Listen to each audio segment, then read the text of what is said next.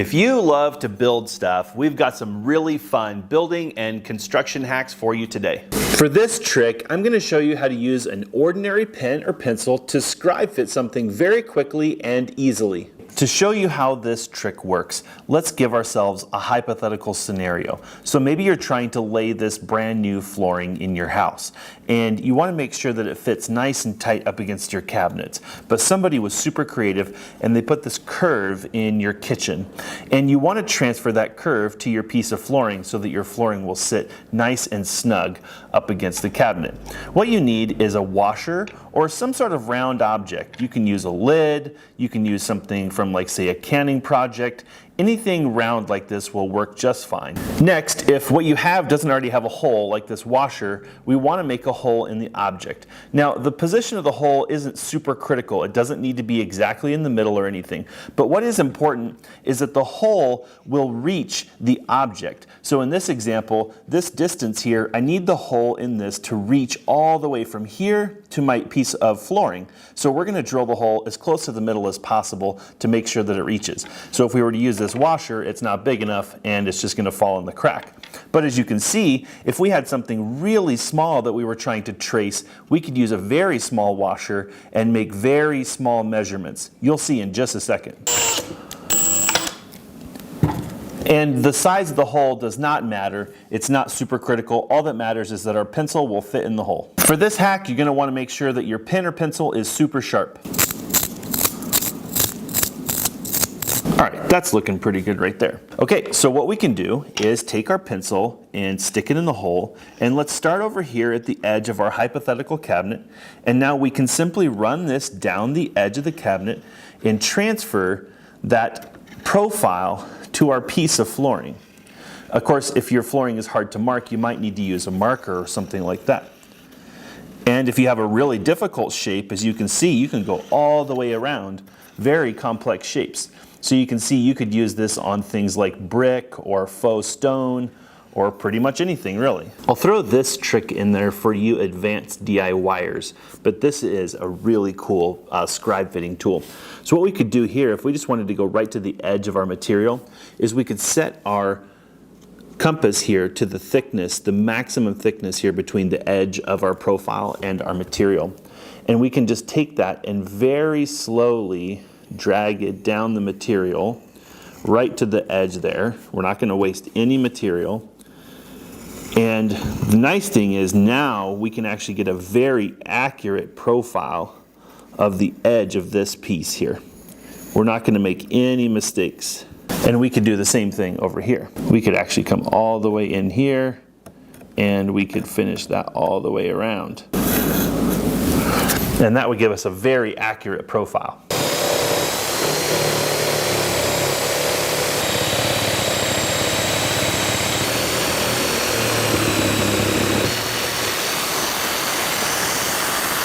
So there's the piece that we cut out here, and let's see how good of a job we did.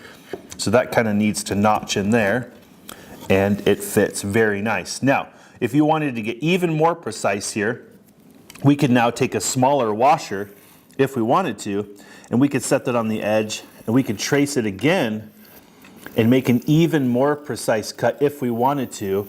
And you can see how over time you could get something like this to fit extremely tight. With this next trick, I'm hoping to save you a little bit of time on your next DIY project, something as simple as hanging a picture frame or something as complex as hanging cabinets.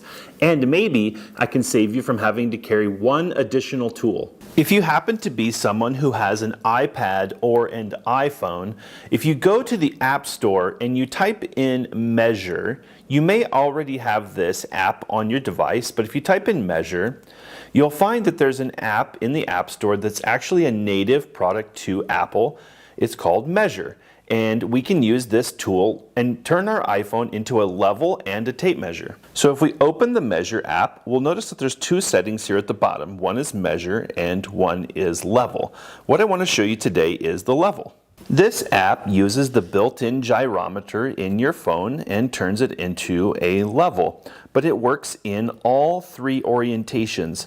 It works to check to see if things are flat, like here, we can also check if things are level and plumb.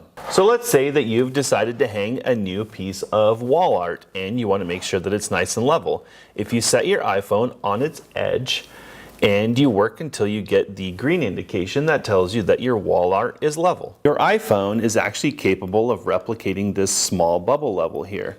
Notice when I tilt this, we can get the bubble to be right in the middle, about right there. Your iPhone or iPad are capable of the same thing. So if we look here, when we have our device laying on its back, notice that the balls kind of act like a bubble. And what they do is they move around and tell us what change to make to get something to be flat. When you get there, you'll get a green indication. Maybe you've decided to build a new deck, or you're working on some hand railing. If you put your iPhone on its edge vertically, it will tell you whether or not something is plumb. And if you move it back and forth, you'll find the 0 indication, and now you know it's plumb. There's actually a sneaky trick here. Your iPhone is capable of telling you whether it's both tilting or plumb this direction at the exact same time. So if your green line is low like that, it tells you that it's not straight up and down. What you want to do is find the 0 indication and line the green line up with those 2 small hash marks.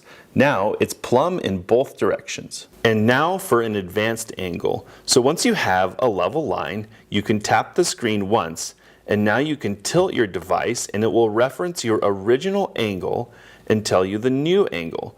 So let's say we wanted to make a 45-degree line. We could tilt our phone to there, and now we can make a new mark with our phone at 45 degrees.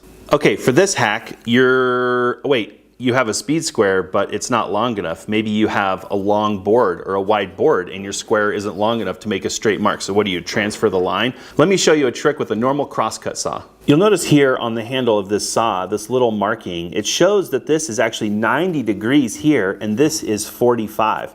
Whether you even have a speed square or not, this can be a super useful tool because of its length. So you have this really wide board and you've got your speed square, but you can't quite get to the end of the board. Maybe you try to go over here and transfer the mark, but maybe the edges aren't square. Instead, you can just grab your saw and line that up with the edge of the wood, and now you have a very long square. Beautiful. Beautiful. Or maybe you need to make a 45-degree mark, and you can do that with this also. So we're going to line the back here up, and this one's a little more tricky because it's so far from the blade, but we can make a 45-degree mark also.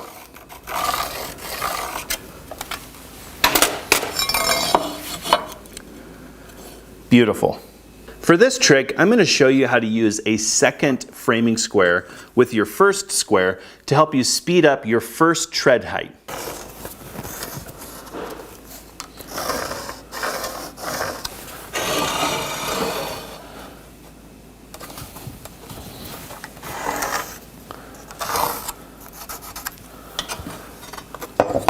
Okay, so we took a moment here and used our stair gauges to set out our stringer. Okay, so we've got our first step, second step, etc. The problem is the first step is usually a weird height, and the reason for that is you have to account for the finished floor height.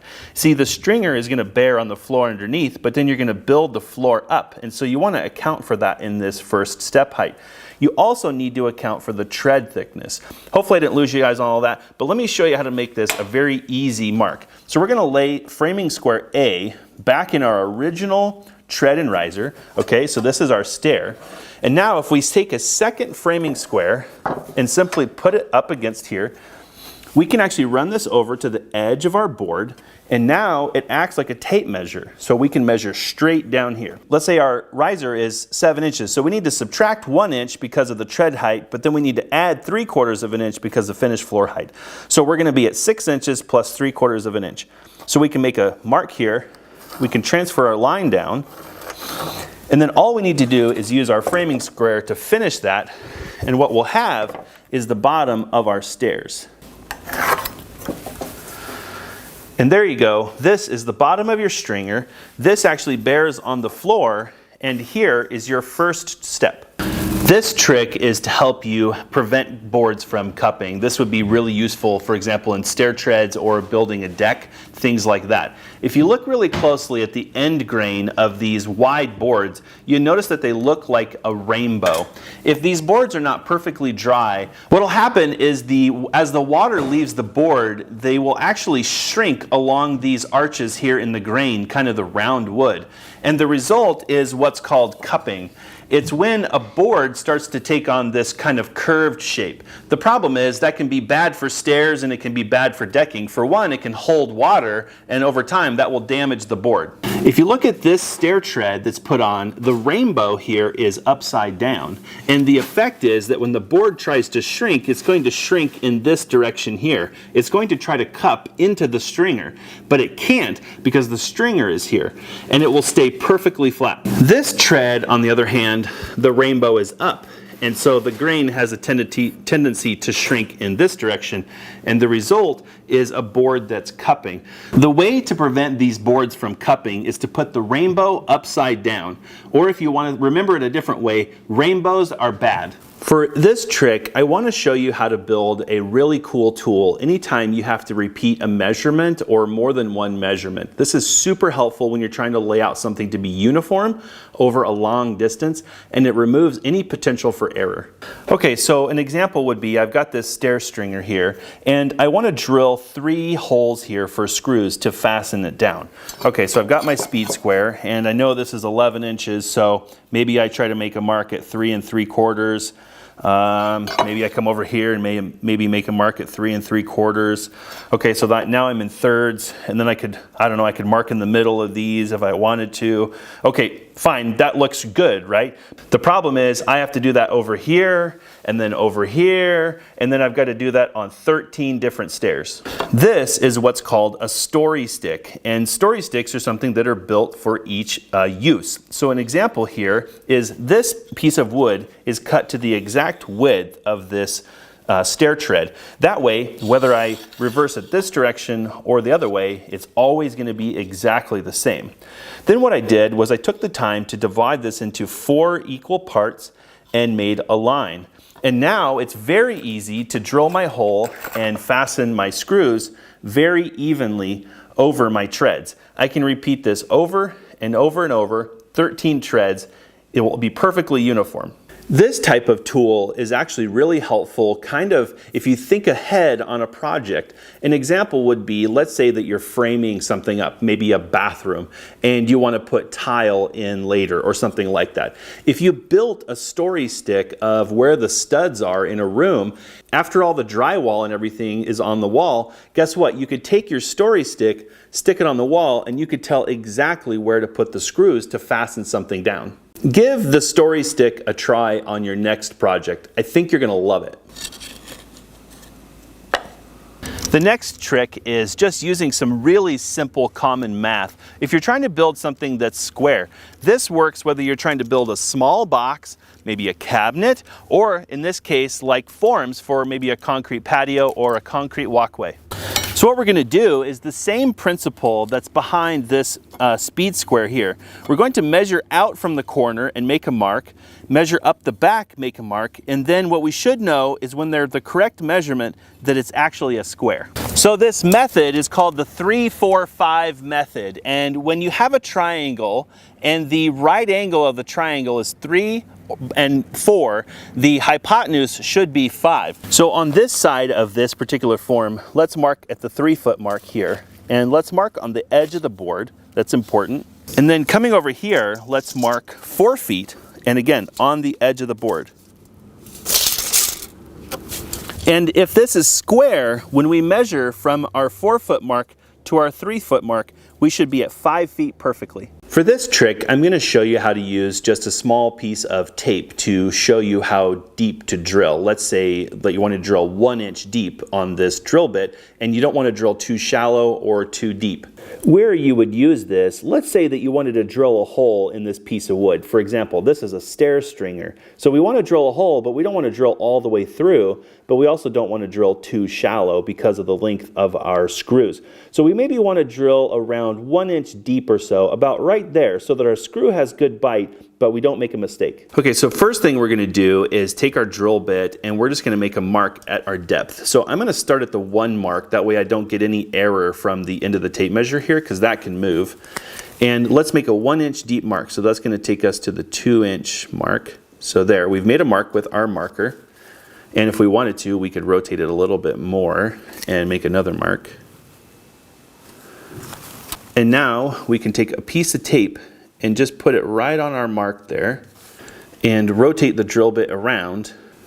And now we have a very nice depth gauge. So instead of having to guess, you can just simply go until your material meets the tape here and you're at a 1 inch deep drill.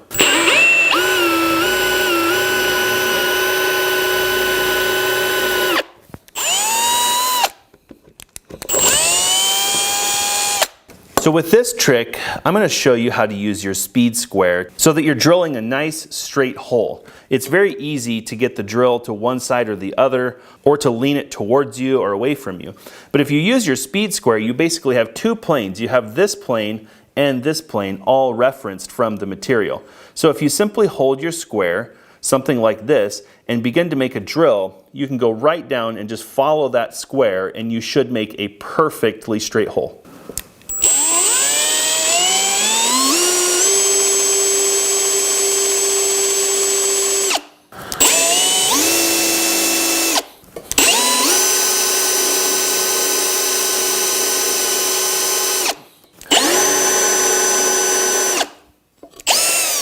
For this trick, I'm going to challenge you to look at your screws that you're typically using for projects. If you're getting splits or the wood isn't doing what you want, let me show you a trick to make sure that your screws are doing a good job.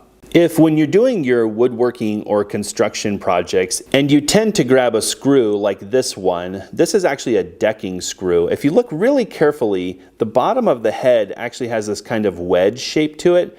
These types of screws tend to split wood, especially if it's dry.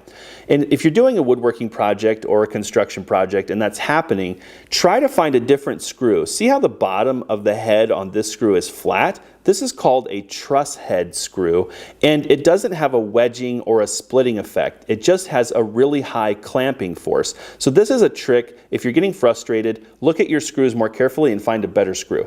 So the way to use this screw, for example, on this stair tread, if we didn't want this tread to split, maybe we're pushing really hard on it, we want to make sure it's good and tight and doesn't squeak. What we would do is we would pre-drill a hole, and what it would do is hide the head of the screw below the surface, and then we could cover over it later with a dowel. But this screw will actually hold this tread tighter than this screw, the decking screw, without splitting it.